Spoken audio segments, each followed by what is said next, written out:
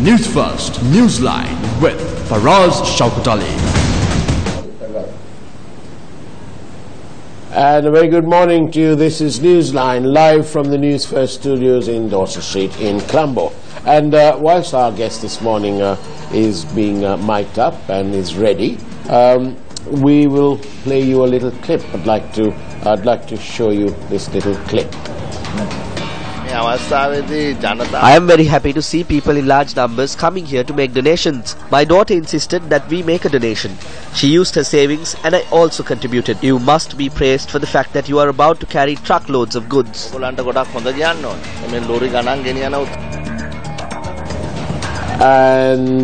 that, of course, was our guest this morning, Dr. Harsha de Silva. Good morning to you, Harsha and Dr. de Silva, Deputy Minister of Economic Development and Policy Planning. Yeah, national policies and economic affairs. Wonderful. But you know that clip there, if you and your daughter were in our car park doing your bit for Sana Yatra, shows the human side, the professional with a heart, and professional with a heart at the network with a heart. But actually, what I was thinking, Dr. De Silva, is that bit that with you doing your bit for the flood relief and so on, it certainly atoned for what you did at COPE. But anyway, you're here. Well done, Deputy Minister. You're back again to where you were. That's right. And happy? Yes. You're happy because, is that because your boss is the Prime Minister? Well, I mean, it's always it's an honor to work for the Prime Minister. That is one reason I'm happy. The other reason I'm happy is a huge challenge. National policies, you know, when you talk about national policies, you talk about agriculture policy, health policy, pension policy, you know, got all kinds of things that we need to do. On the one hand. On the other hand, economic affairs. So the development strategy, you know, I was instrumental in writing the UNP's new economic vision, right, which is what we said we are going to create here in this country, that is a knowledge-based, highly competitive social market economy. Yes. So we get a chance to deliver that. So I'm happy because of that too. Do you think, Dr. De Silva, that the other ministers and so on will hold you in some awe because you work for the boss? And do you think they'll be frightened of you? No. There's already Niroshan Pereira, who is the frightened of him? No. I'm not frightened of anyone. What I was going to say is Niroshan Pereira is already the state minister to the ministry, and then he has some work that he's doing already. Right. You know, I'm just a team player. Right. I will work with the team and do what I can to deliver. I mean, you know, I'm sort of low profile. Is the economy in a mess?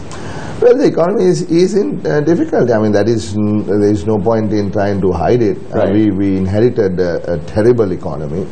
The issues are not going away that easily. Yeah. We needed first to build bridges. You know, think of the island of Sri Lanka. Yeah. You know, we needed to build bridges with the rest of the world. So that is what we at the Foreign Ministry did. So you actually, I wanted to start the program with asking you of your work at the Foreign Ministry. How was it? Absolutely fantastic.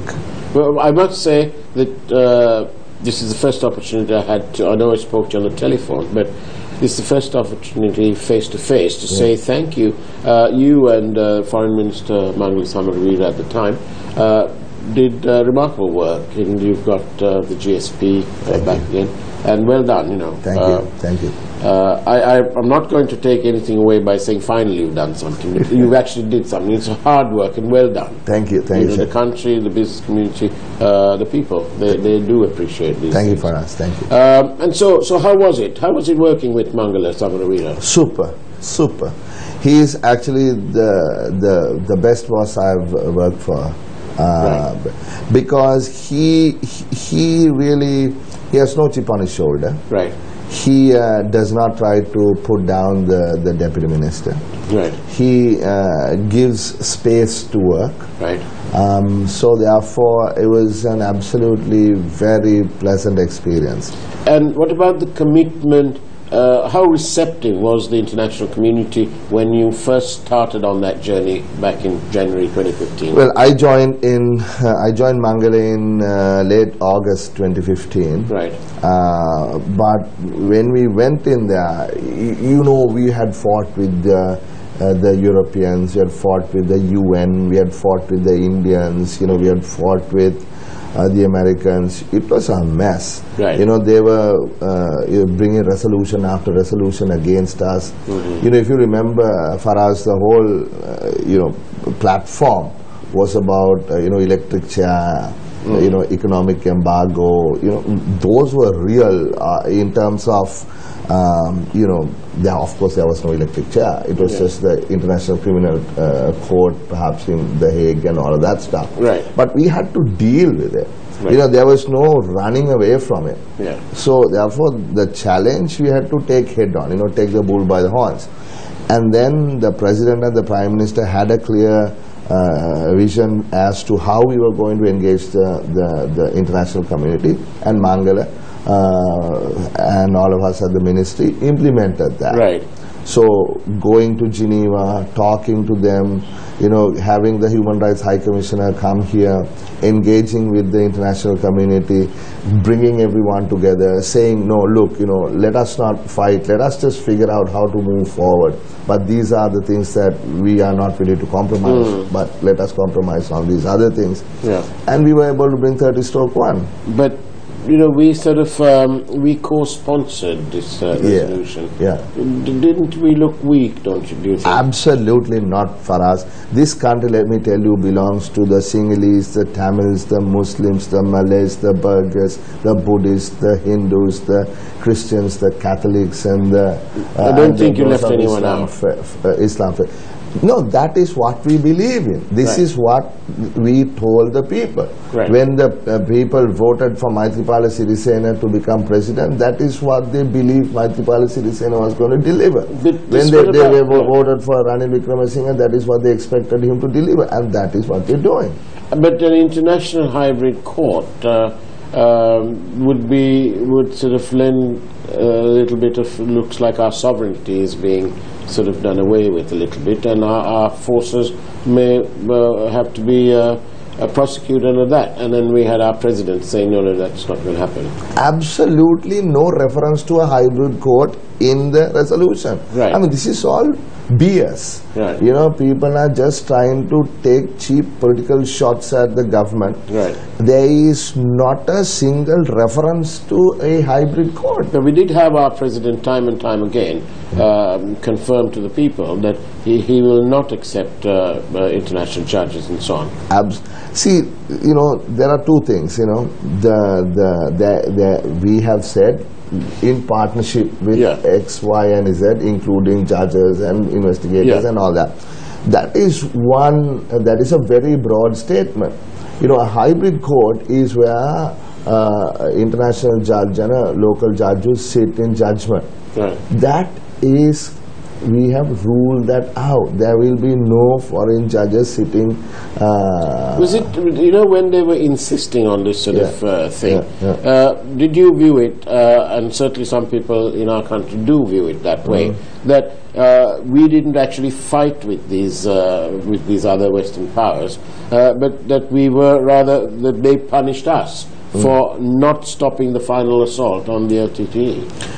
No, I mean the Mahinda Rajapaksa as president did a stellar job in giving the political leadership.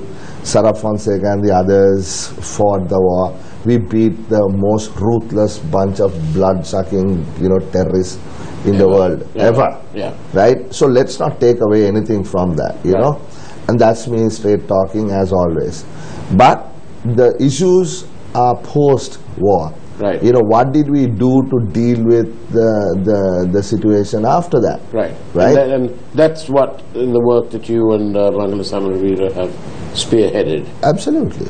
And That was good work, actually. Everybody we speak to acknowledges that, and they don't take anything away from you. We are getting in. It's obviously because you are who you are. It's one of them says that you and Mr. Eran Wickramaratne, either one of you would have been better as Minister of Finance. Why? Why the obstinacy? That's what this person is asking me. Yeah. Eran and Harsha are more suitable for Finance Ministry. Why doesn't the government do this? Why is it obstinacy? See, actually, Sri Lanka has a culture of seniority and all that. That has always been the case. You know, a Macron is going to take a long time to become reality at age 39 in Sri Lanka. Yeah. Right?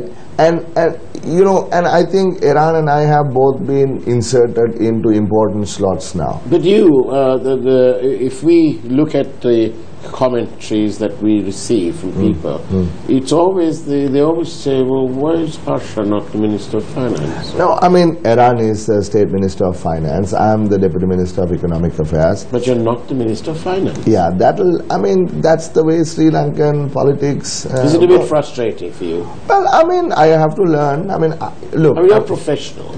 I know. You've got it with you. That's fine. I mean, PhD and all yeah, that's fine. I mean, the time will come at some point in the future. I will deliver. Iran is an absolutely amazing guy, and he will do an outstanding Who's most senior? Is it the State Minister or the Deputy? Well, it's all taking order. Where does one fit in? No, it's pretty much the same. The only difference is if you are a State Minister, you have various subjects gazetted under you. Right. Like, you know, Sujiva has been complaining lately of various things. But if you're a Deputy Minister, you work with the entire portfolio of the Minister. Right. So in a way, Deputy Minister, you get to work on the entire portfolio, whereas the State Minister has some restrictions. Yeah. But State Minister is, you know, a quarter centimeter, a quarter millimeter away from the Deputy. The Deputy. Right. But you know, these are. This is a bit pedantic. Yeah, I don't take any. You know. Well, that's because you tend to barge in and do all sorts of things. But now then, tell me, we had a funny situation. The Yeah. Minister of Disaster Management is off in Mexico. Yeah. We had a ginormous problem on our hands here. To make matters worse, we had a little thing on one of the papers. It said the Prime Minister's gone on a private visit to the USA. What's going on? Where's the heart? You've got a heart. We saw that on our clip. No. If you want, I can play you the clip. No, I didn't. No, that's fine. No, the President and I were we were just about to board the aircraft in Sydney when we got the initial news of some casualties. Right. And President immediately got in touch with everybody he needed, to the Prime Minister and the others. Yeah. And then we boarded the aircraft, and when we got down in Singapore, suddenly these numbers had gone up. I think it was very quickly overnight that the numbers went up. And as we landed in Singapore, the President immediately spoke to the Prime Minister and the others, and he was assured that things were under, you know, the management of the disaster was being handled by the Prime Minister and the others. Anura was apparently in Mexico. I didn't know at the time, but he had gone for some official work. And then we returned around 1 o'clock on Saturday morning. And immediately, you know, the President and Prime Minister took control of it. By this time, our board had already met and taken a decision. Our board met in the boardroom and looked at all the information coming in and decided that we must launch our Sahanayatra. And you know, our machinery, we were just a private business house, and our machinery got going. But so we can't understand why this minister is not there. No. Our machine. I think Faraz, this message must go to the people. Which is, the government was immediately on the ground.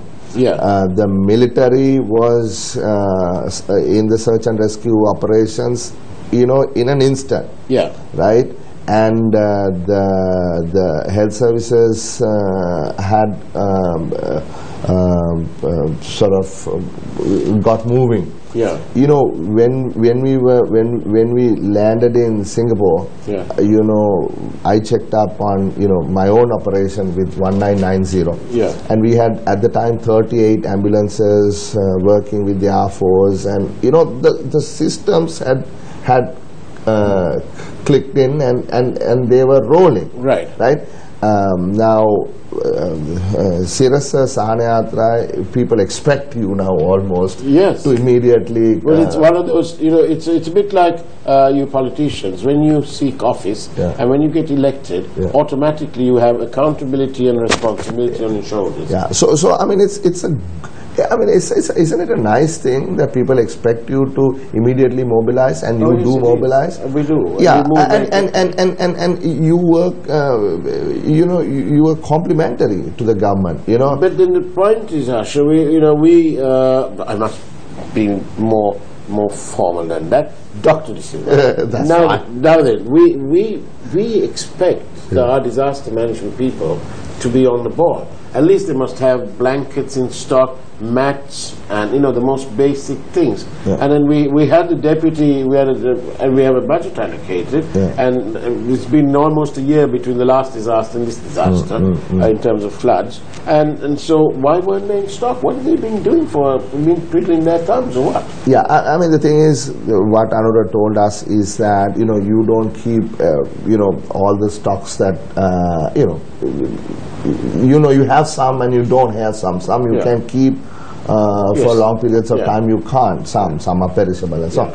So not that they didn't have any. Yeah. I think they had, and They didn't have also enough. yeah, they didn't have enough, and they had to purchase it from wherever Apico or wherever it is, and Yeah. then start procuring it and supplying it. Right. But of course, the army, the Air Force, and the Navy. Thank God for them. But that is government. Yes. I mean, sometimes some people are saying, well, where is the government? It's only the military. Military is the government. I mean, it is the people who are here to help us when we are in trouble. Indeed. And I mean, you saw how the Air Force was active, how the Army was active. Yeah. I myself was personally at the Katkurun, the base, because I had the ambulances operating out of there as well. Oh, yes. I mean, people being airlifted, and them taking off again. There were 24 hours, not 24 hours, during daylight. Yeah. These guys were in operation. So it is the disaster management center with the advice of President and PM Yeah. that got the army going, that got the military going, that got the police and the Pradesh Lekams going, and all of that. Yeah. And you asked about the PM. I mean, I think let us all be a little bit more sensitive here. Yeah. PM is on a visit to the US on some medical issues. Right. Right? And every few hours, we had a meeting yesterday with Yeah. the President. Yeah. And he told us all that the PM has been calling him every few hours and making sure that things were under control. So let us all wish him the best of luck. Absolutely. We wish our dear Prime Minister a speedy recovery, and we expect to see him fit and fighting fit as soon as possible. He'll be here within 2 weeks. All right. 2 weeks? Within, I said. Right. Okay. All right. You're sure this is not a holiday, no? No, it is not. No, I mean, in the sense, he also needs to Take a break. rest. Right. I mean, rest is important for a human being. How intense is his working with him? Very, because he has so many things in his mind, and you have to catch it as it flies. But isn't out. that one of the problems? I mean, let's be frankly speaking, and Yeah. we don't want to sully your chances of a cabinet post. but frankly speaking, and it's nothing personal, but isn't that one of the problems our Prime Minister has? He's got so many things in his head and his vision and so on, and he almost presumes that everybody else knows what's going on. And so there's a communication gap. Isn't it better to be a little bit more open communication? Well, that is Ranil Wickremesinghe for you. I mean, you can't change him. You can't get him to carry babies, and you can't get... You might drop them. Not that you drop him. I mean, that is him. People, somebody told me yesterday, why don't you ask him to pick up the phone and call 3-4 Pradeshi Sabha Grama Sevakas every day. I said in the morning, that won't happen. That's him. Right. But we have a man who reads and understands and has a very good understanding of how the world and the country works. So it's a team, Faraz. Now when we beat the Trinitians on previous Saturday, and we're going to do it again tomorrow. Do it again tomorrow. You fixed it?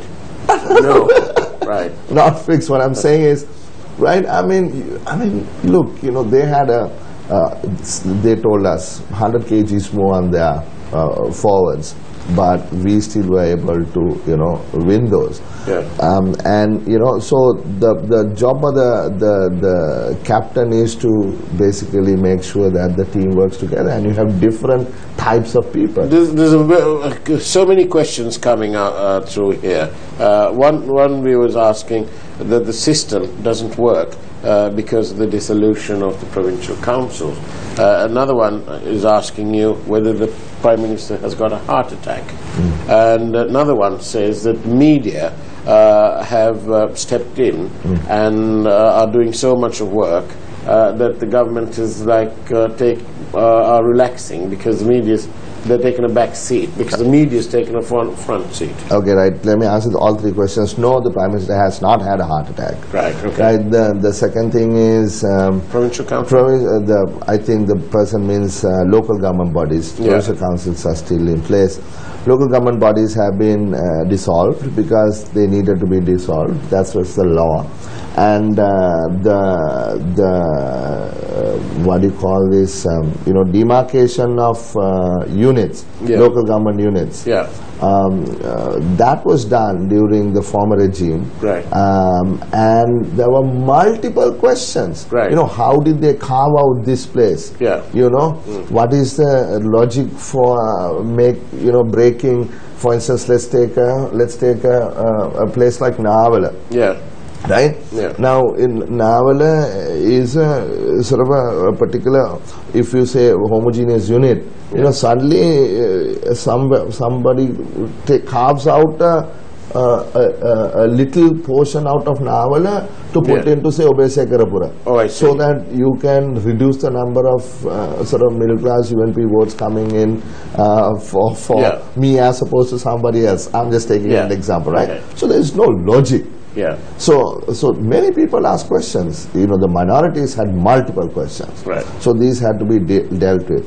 So Pfizer has been dealing with it, and now the committee appointed by the government, independent committee, if you recall, he fought with Pfizer also.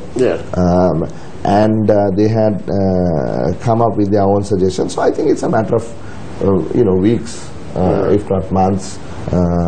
At the very most, that things get on track and have... Can you let us in on a little secret? It might be a secret, but what about the Prime Minister? Is he satisfied with the activities of this disaster management ministry? Because there's a great deal of unhappiness with the performance of that ministry. Well, I mean, I haven't spoken to the PM. I haven't, he left as I came, so I didn't speak with him. But the disaster management center was set up after the tsunami in 2004 with a lot of foreign money and consultancy. Yes, so we've had a long time to get used to this. That's right. Now they were supposed to meet once every quarter, the president and all. Yeah. But in the last 10 years, from 2005 to 2015, and the last 2 years up to 2017, I don't actually know how many times these committees have met. Yeah. Then now they put in a lot of money and built tsunami towers and all that. Yeah. But I am told that most of those tsunami towers stopped working like in 2008 or something like that. Right. So I mean, yes, there are issues. I personally kept getting text messages saying, and on my Facebook and so on, what are you guys doing? This Bolgoda Bund is going to breach. Then there's some other is going to breach and so on. And I looked at it and I called the deputy minister who was on his way to Ratnapura because he himself was underwater, Dunesh. And Anura hadn't come in yet. I said, can I help you with the social media and your IT systems? He said, please, we need the support. I was in Foreign Office, nothing to do with the disaster. I got in my car, I went to the Disaster Management Center, called up the Director General and the IT team, sat together and looked at the IT systems. And I tell you, they were not up to mark. They were not able to link up with social media. They were not able to get the tweets out.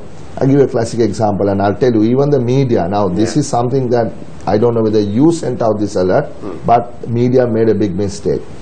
Remember, we got tweets saying some butt was about to breach. That's right. Right? And this could breach and there's a risk. You know what the real story was? I looked at it personally. The NBRO sent the message in Sinhala, Tava Paya Visihatara, Nonavata Varshava Labunot, Mema Nayam Siduimata Ida. Now what does it say? If it rains continuously for the next 24 hours, these slides there is a risk of these landslides. What did the English translation say?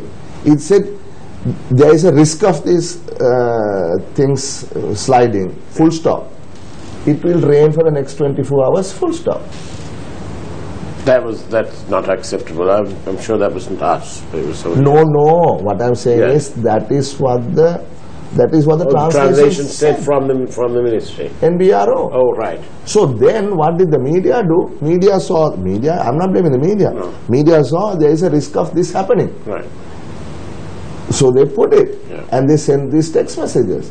But the real story was not that. No. So there was a problem in the translation. So we're back to this whole thing, communication. That's what I'm saying. So we went and a day before, this happened on, today's Friday. It happened on Tuesday. I went in there, called up ICTA, Chitrangani, Moondan, all these people. I said, look, ICTA need to come in and set this up. And I'm really very pleased to tell you that as of yesterday evening, they got a beta site working. And today and in the next few days, they will build the entire site, which has access to the proper tweets to go, proper social media interfaces and all that. So these are small things, but people need to put pay attention, because ultimately it is the media and the communication, right? It's on somebody's Facebook page and patas, it goes around. And last and final question, because we've come to the end of a wonderful morning. Time flies when you're having a good time. Colombo International Financial City, it's your greatest challenge according to your Facebook. And are you really, really, really happy with your appointment? Well, I am really, really, really happy with my appointment. Really? Well, I mean, I would like to be a minister someday. Minister of Finance. Something. That's really. I mean, if I can deliver. I am. I am a man of delivery. Right. I need to deliver. Right. So whatever I can, the challenge. I'm working with the Prime Minister. I'm sure he'll. Our control room's telling me that we need to finish, but they're also telling me that our team didn't mistranslate anything. No, I didn't say you did. I said that. I know, but they asked me to clarify that we didn't get it wrong. those people got it wrong. Of course, I didn't say you got it wrong either. I appreciate that. Yeah. I'm just doing what they want me to clear. After all, Team News First didn't do that. But, you know, it's been absolutely delightful having you here. Thanks for us. And we wish you all the very best. Thank you. And as you know, we're at the end of a telephone call if ever you need us to help. And it'll be a great pleasure to help. Thank you very much. In the meantime, that's it from Newsline on the 2nd of June 2017. Take care. God bless.